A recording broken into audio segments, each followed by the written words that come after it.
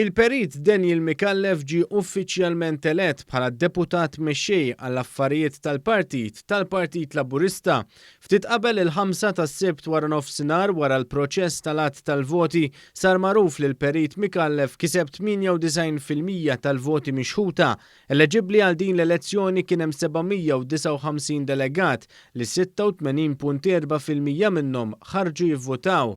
Evidentament emozzjonat bil-mandat qawwi li jingħata mid-delegati tal-Partit Laburista, fl-ewwel kummenti li tal il-medja Mikallef stqarr li din il-fiduċja li ngħata huwa kommess li jagħtiha lura b'aktar xogħol.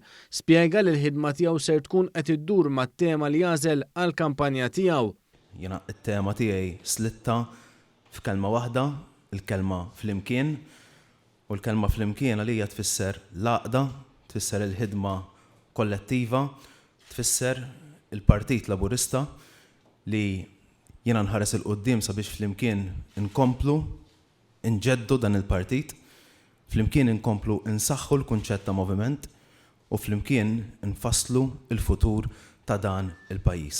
Mikallef għala id-diskors tiegħu billi appella biex għada kulħadd imur fir-Rialto f'Bormla u jsegwi d-diskors tal-Prim Ministru mexxej tal-Partit Laburista Robert Tabela li se jkun qed jagħlaq il-konferenza ġenerali straordinarja.